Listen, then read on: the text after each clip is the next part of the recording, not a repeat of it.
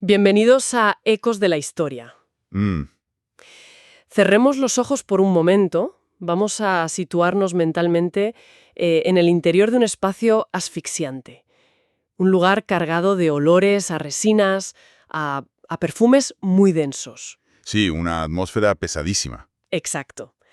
Estamos en la majestuosa ciudad de Alejandría, pero el ambiente está muy lejos de ser palaciego. Se respira una tensión insoportable.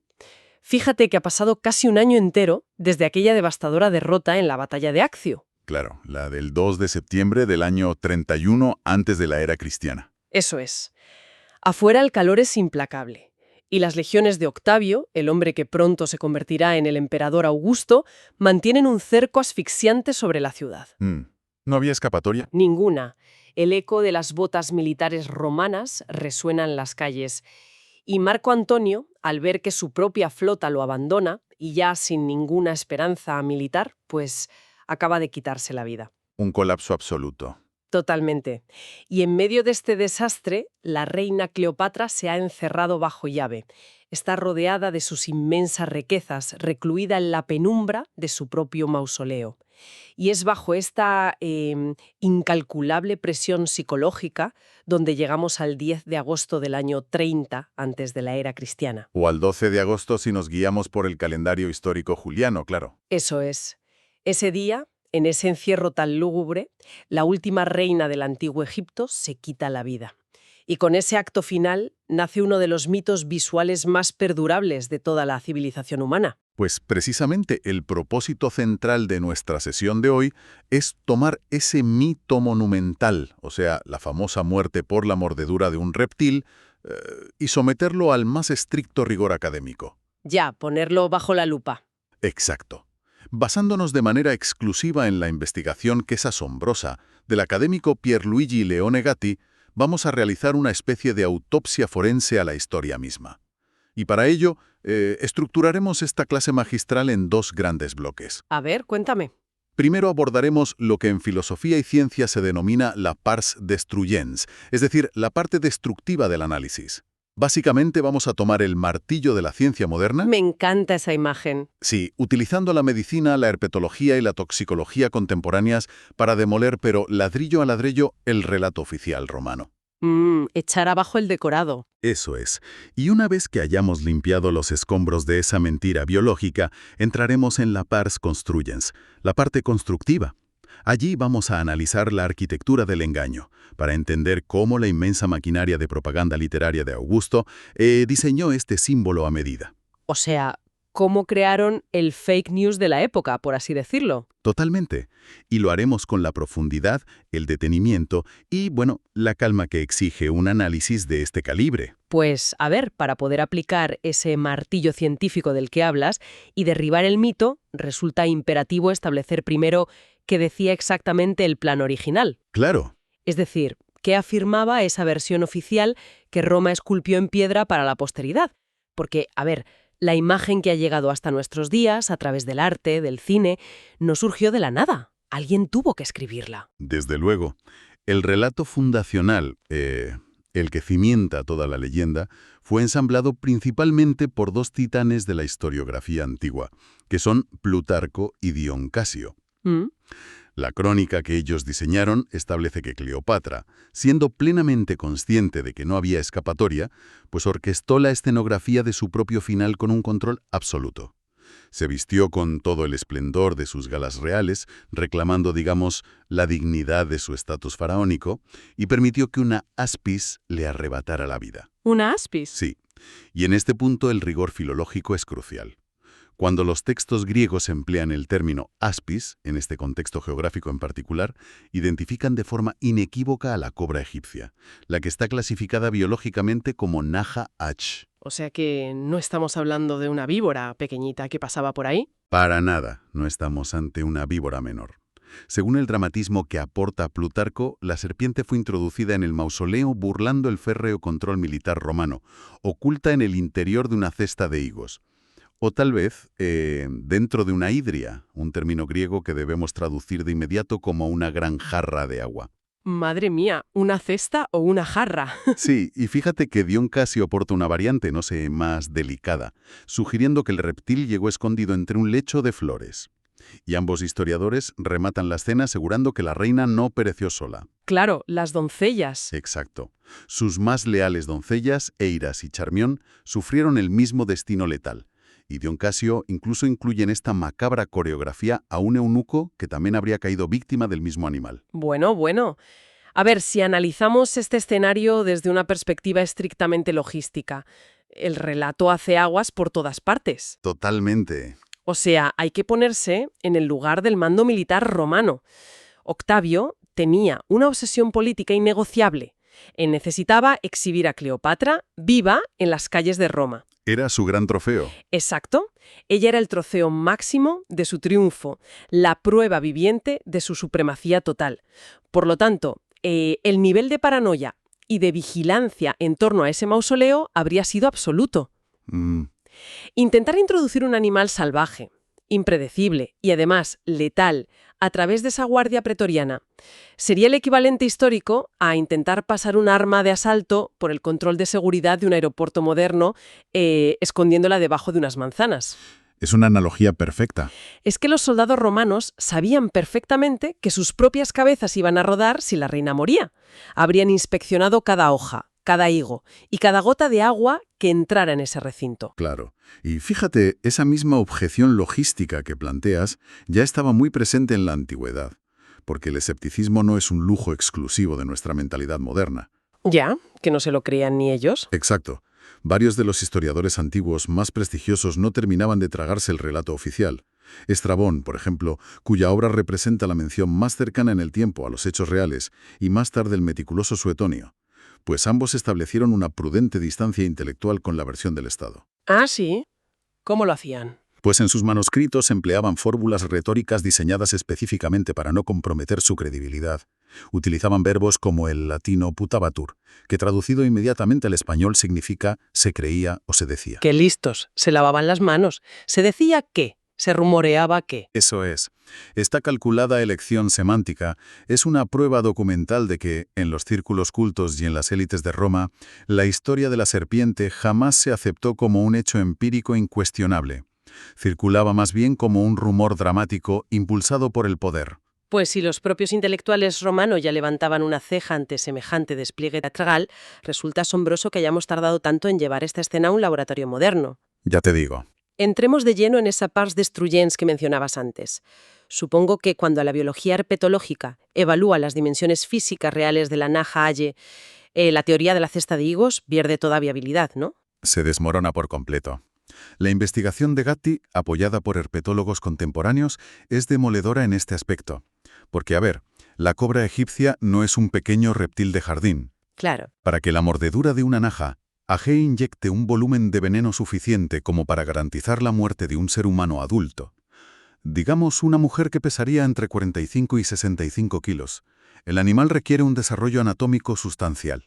O sea, que tiene que ser grande. Muy grande. Los biólogos establecen que la serpiente debe medir como mínimo unos 75 centímetros de largo. Y en su plenitud adulta esta especie alcanza con facilidad los 3 metros. ¿3 metros? ¡Qué barbaridad! Imagínate. Pretender ocultar una masa muscular reactiva de casi 1 metro o más de longitud dentro de una cestita de frutas convencional sin que los guardias detecten el peso anómalo, o el movimiento interno, o el inconfundible siseo de un animal asustado. Es una imposibilidad física y biológica, directamente. Exactamente. Resulta sorprendente que, además de exigirnos creer en ese contrabando imposible, la crónica nos pida aceptar que esa única serpiente, escondida en una jarra o bajo unas flores, se dedicó a morder a 3 personas. Sí, o hasta 4 si contamos al eunuco. Claro, en una sucesión rápida y letal, pim pam pum, como si fuera una ametralladora. Es que ese detalle evidencia un desconocimiento total de la fisiología del envenenamiento.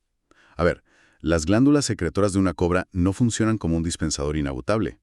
En el momento en que un elápido de este tipo ataca e inyecta el veneno, agota una proporción inmensa de su reserva tóxica. Se queda seca, digamos. Claro, el proceso metabólico requerido para sintetizar de nuevo esas proteínas complejas y volver a llenar las glándulas hasta un nivel que sea letal, exige un periodo de varias semanas. ¿Semanas? Sí.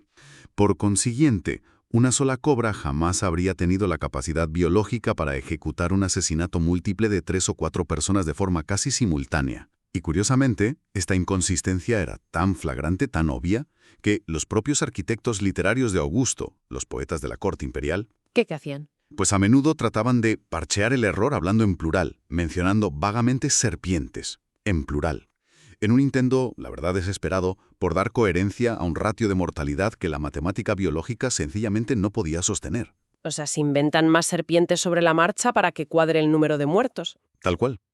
Ahora bien, existe una imagen profundamente arraigada, fomentada por el cine y la pintura, donde la reina recibe la mordedura y simplemente cierra los ojos, sumiéndose en un descanso pacífico y hermoso.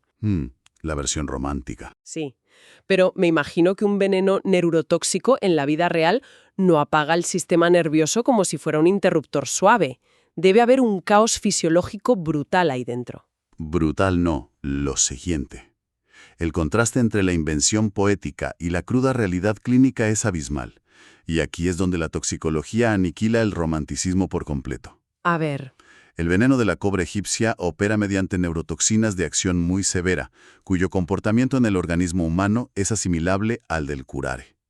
Lo que este veneno desencadena a nivel sináptico es un bloqueo de los receptores musculares. O sea, la persona no experimenta un desmayo indoloro y bonito. Sufre. Sufre una parálisis muscular progresiva y agónica. Se produce una ptosis palpebral, es decir, los párpados caen porque pierdes el control motor. A eso le sigue la ceguera, la incapacidad para tragar y finalmente una asfixia traumática por la parálisis del diafragma. Madre mía. No hay absolutamente nada hermoso en ello. Sin embargo, poetas como Floro o la famosa Elegía 11 del tercer libro de Propercio, pues insisten en describir el final de la reina como un descenso hacia el sopor. El sueño. Exacto, un letargo anestésico y sereno. Es más, fíjate que esa parálisis que describes hace saltar por los aires el propio testimonio de Plutarco. ¿Ah, sí? ¿En qué sentido? Claro, hay un momento culminante en su relato donde los soldados romanos logran reventar las puertas del mausoleo y encuentran a Cleopatra ya muerta. Pero Plutarco describe a la doncella Charmion tambaleándose de pie, luchando con sus últimas reservas de energía para ajustar perfectamente la diadema real sobre la frente de Cleopatra. Ah, claro, la corona. Sí, pero fisiológicamente, realizar un movimiento motor tan fino, elevar los brazos y manipular una corona, mientras una neurotoxina del calibre del curare te está colapsando el sistema respiratorio y anulando la contracción muscular, es completamente incompatible con la realidad clínica. Si de verdad hubiese sido atacada por una cobra, Charmion estaría convulsionando o paralizada en el suelo, no poniéndole la diadema a nadie. Totalmente de acuerdo. La deducción ahí es inapelable. Al sumar la imposibilidad logística, la limitación de las glándulas venenosas y esa sintomatología clínica contradictoria, pues el rigor forense nos dirige hacia una realidad muchísimo menos exótica. Que se envenenó con otra cosa. Exacto. El consenso médico indica que el Cleopatra y su séquito perecieron mediante la administración de un veneno farmacológico común. Esto pudo ocurrir por la ingesta de una pócima altamente refinada o quizás a través de la aplicación tópica de una toxina en una incisión subcutánea, usando un instrumento punzante. ¿Y ella tenía acceso a todo eso? De sobra. No debemos perder de vista el altísimo nivel científico de la corte alejandrina. Cleopatra estaba rodeado por la élite absoluta de la medicina y la investigación botánica del Mediterráneo. Figuras históricas de la talla de Olimpos, de Dioscórides Facas y de Filotas de Anfisa conformaban su círculo de confianza. Pura erudición. Claro, estos eruditos poseían un dominio total sobre la extracción y la combinación de toxinas vegetales y minerales de efecto rapidísimo.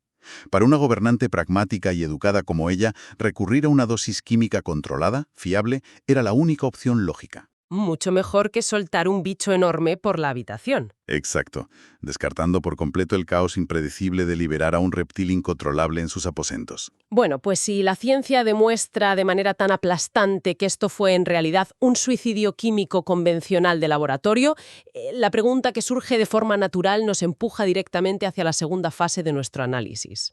La pars construyans. Eso es, si fue un simple veneno, ¿qué necesidad tenía Octavio de movilizar a toda la maquinaria intelectual de Roma para inyectar, y nunca mejor dicho, a una cobra en los libros de historia? Esto nos lleva de cabeza a la propaganda pura y dura. Efectivamente, aquí entramos de lleno en la construcción del mito. El suicidio de la reina dejaba a Augusto frente a un vacío narrativo peligrosísimo, ¿Por qué? porque él necesitaba legitimar años de guerras civiles. Necesitaba convencer al Senado y a la plebe de que su victoria no era solo un triunfo militar más, sino el triunfo del orden romano sobre el caos extranjero. Y para tejer esta nueva realidad, movilizó a los más grandes literatos de la época. A los influencers del momento. Totalmente.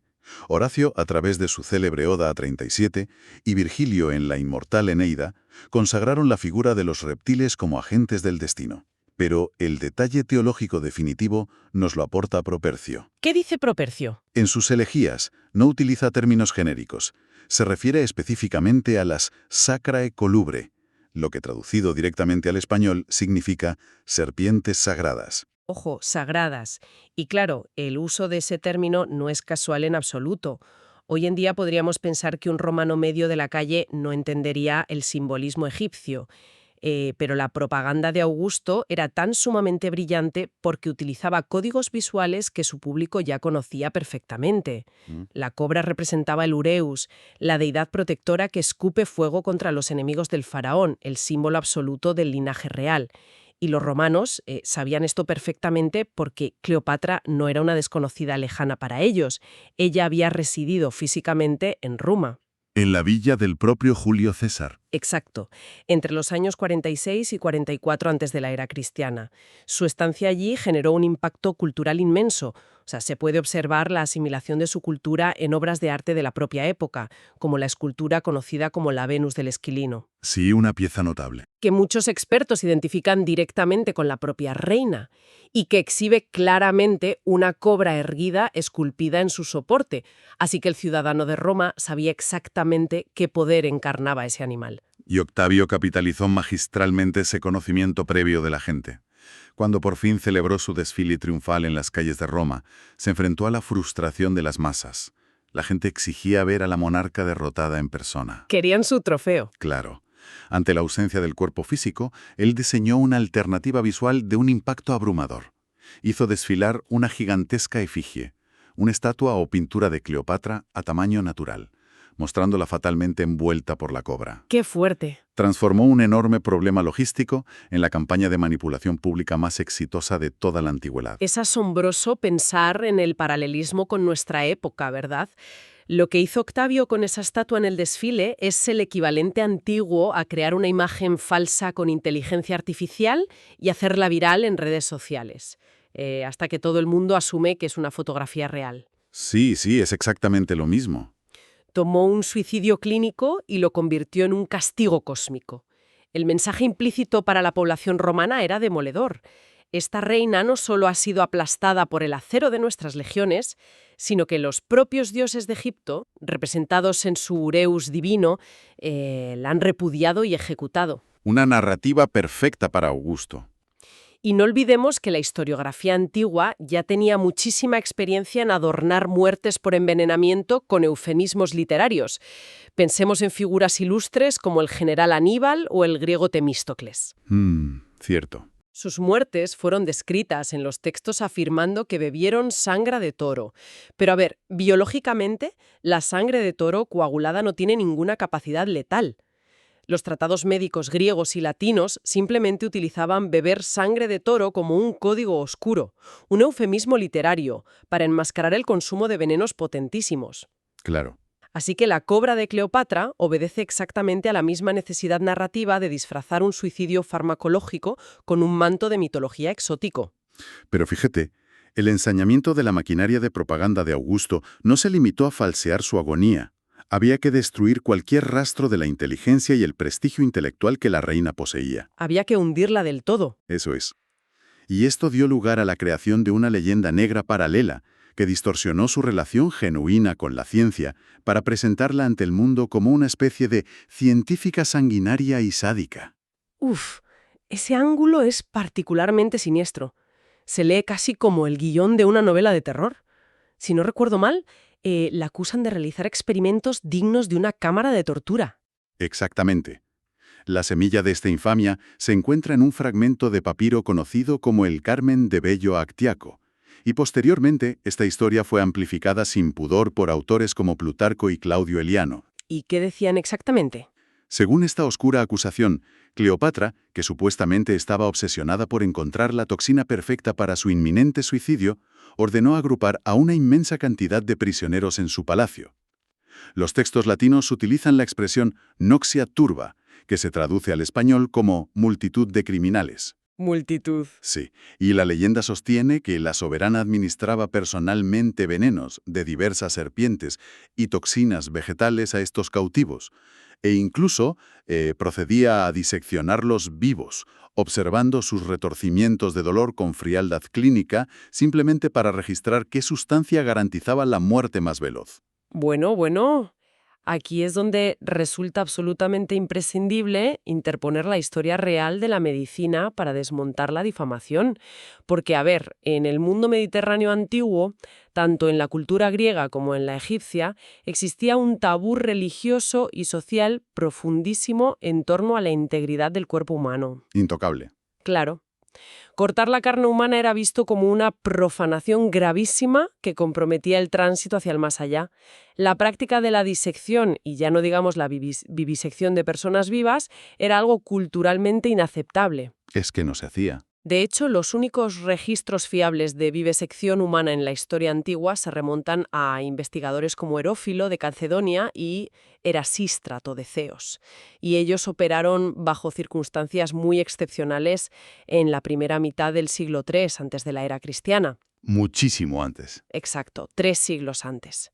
Proyectar esas prácticas prohibidas sobre Cleopatra no responde a ninguna evidencia histórica. Es un intento deliberado de despojarla de su intelecto estratégico para presentarla ante el Senado romano, como un monstruo perturbado. Y vaya si funcionó. La eficacia de esta demonización queda expuesta de manera trágica cuando contrastamos las fuentes romanas con las rabínicas judías. Ah, ¿qué dicen las judías? Pues en textos fundamentales como la Tosefta y el Talmud babilónico, encontramos a una reina completamente diferente. En la tradición de los sabios judíos, Cleopatra no tiene nada de sádica. Al contrario, se la retrata como una estadista profundamente erudita. Fíjate qué contraste. Sí, una filósofa natural capaz de mantener debates médicos del más alto nivel intelectual. Estas fuentes recogen sus discusiones con eruditos judíos sobre embriología humana, ni más ni menos. Sobre embriología. ¿Y qué postulaban exactamente sobre el desarrollo de los embriones en esos debates? Pues siguiendo el paradigma médico y filosófico de su época, debatían los plazos de formación del feto en el útero basándose en el género. La doctrina que discutían establecía un periodo de 41 días para la conformación de los embriones varones y de 81 días para la formación anatómica de las mujeres. ¡Qué específico! Sin embargo, lo verdaderamente revelador y a la vez desolador de este registro es ver cómo la propaganda romana terminó contaminándolo también. No me digas que se coló hasta ahí. Sí, a pesar de que los textos rabínicos respetan su autoridad intelectual y la presentan debatiendo con sabiduría, no logran escapar del mito de la científica sanguinaria, porque aún en esta visión mucho más benévola se añade el terrible detalle de que, para probar sus teorías temporales sobre los embriones ante los eruditos, la reina ordenaba abrir en canal los vientres de siervas condenadas a muerte. ¡Madre mía! O sea, la ficción construida por Roma tenía una fuerza centrífuga tan arrolladora que logró infectar la memoria histórica de culturas completamente ajenas al imperio. Es el paradigma definitivo del poder. O sea, el relato de Augusto era tan omnipotente que incluso quienes la respetaban y la veían como una igual intelectualmente, terminaron repitiendo las peores atrocidades inventadas por sus enemigos. Así es. A modo de gran síntesis, el análisis exhaustivo de Gatti nos permite establecer una conclusión categórica. El suicidio por la mordedura de la cobra es una monumental imposibilidad biológica, herpetológica y médica. Fue un mito construido a medida. Exacto.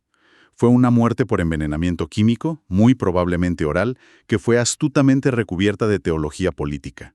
La estructura ideológica de Augusto y sus poetas reescribió la historia con un nivel de eficacia inaudito, borrando la sobriedad clínica de los hechos para imponer un espectáculo de castigo cósmico. Claro. Y bueno, para asegurar que el perfil de la reina quedara irremediablemente manchado para siempre, le adosaron ese grotesco mito de la experimentación humana, diseñando así a la antagonista perfecta.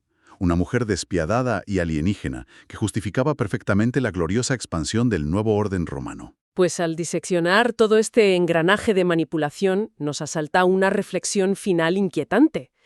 Si un relato logísticamente absurdo y biológicamente imposible, como el de una enorme cobra escondida bajo unos higos, logró perpetuarse y ser aceptado como una verdad histórica irrefutable durante más de 2000 años, Simplemente porque era una buena historia. exacto, simplemente porque ofrecía una imagen visual arrolladora y servía a los intereses políticos del bando vencedor, cabe preguntarnos, ¿cuántos de los grandes episodios fundacionales, cuántos de los majestuosos finales de la historia que hoy memorizamos como hechos incuestionables son en realidad meros decorados de papel maché? Qué buena pregunta. Escenografías levantadas minuciosamente por los victoriosos sobre las cenizas humeantes de la cruda verdad clínica. Gracias por escuchar Ecos de la Historia. Si te ha gustado, suscríbete y comparte. Hasta el próximo encuentro.